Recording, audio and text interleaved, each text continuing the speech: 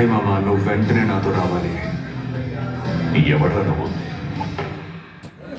ఏంటో నువ్వు సగమే ఉన్నావు, మిగతా సగం ఎక్కడ? కింద పడకుండా బలేలాండేవరా.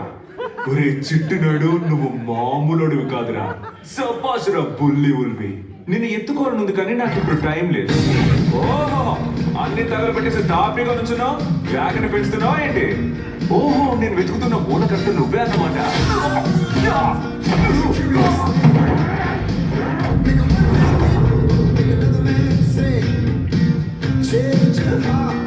పొట్టికన్నా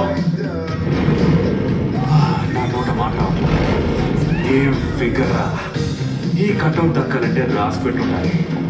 ముద్రోయ్, నేను మూలకర్తని ఆడిషన్ చేయడానికి మాత్రమే వచ్చాను.